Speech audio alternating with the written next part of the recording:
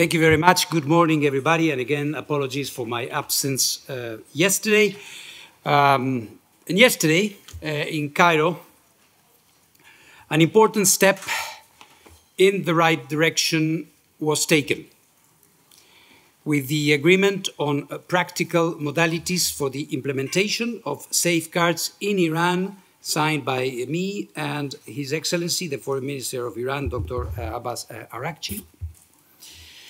Being a safeguards implementing document, it is not a public one, but given its significance and its meaning, allow me to refer in general terms to it and what it means according to us.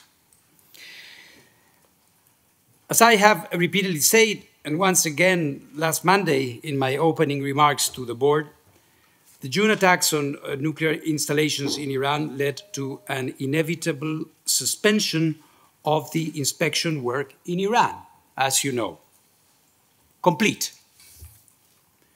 And this, for the first time since the adoption of a CSA between Iran and the agency a long time ago.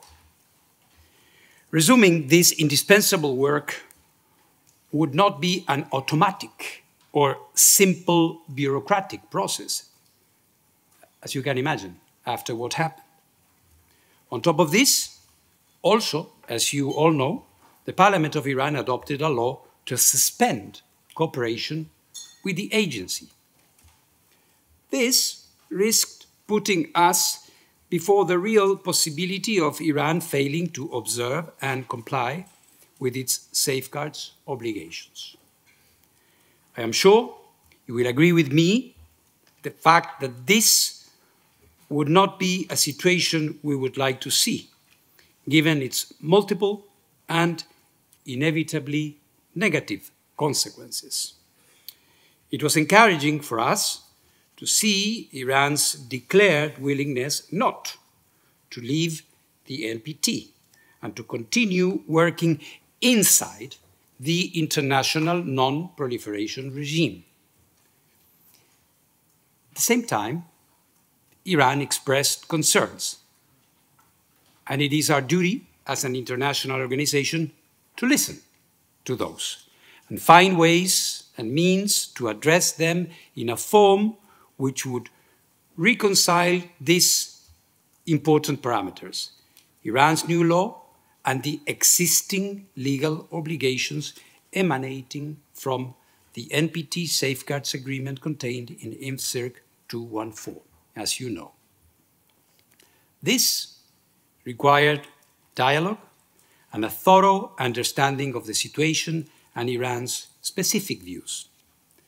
This is exactly what we have been doing for the past few weeks through a series of bilateral technical consultations, culminating yesterday in my meeting with Dr. Araghchi in Cairo. In essence, dear friends, this technical document provides for a clear understanding of the procedures for inspection notifications and their implementation, fully in line with the relevant provisions of the CSA. This includes all facilities and installations in Iran, and it also contemplates the required reporting on all the attacked facilities, including the nuclear material present at those. For this, Iran will follow its recently adopted internal procedures. And that will open the way for the respective inspections and access.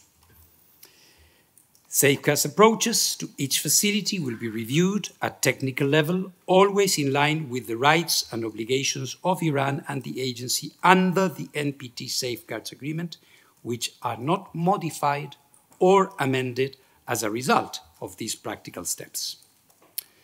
Dear colleagues, the technical nature of this document does not diminish its profound significance. Iran and the agency will now resume cooperation in a respectful and comprehensive way. These practical steps, and allow me here to state the obvious, need to be implemented now. This and On this process, there may be difficulties and issues to be resolved, for sure, but we now know what we have to do and the elements at our disposal for these basic understandings to be implemented.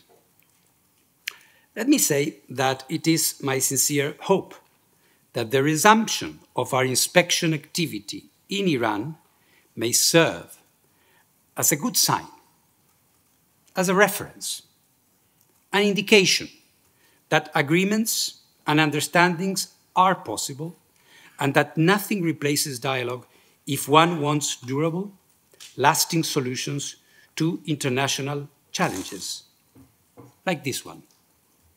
Finally, a word of gratitude to Egypt, to President Sisi, who graciously met and encouraged us to agree, and to my dear friend, the Foreign Minister, Badr Abdelati, for his patience, wise advice, and constant encouragement.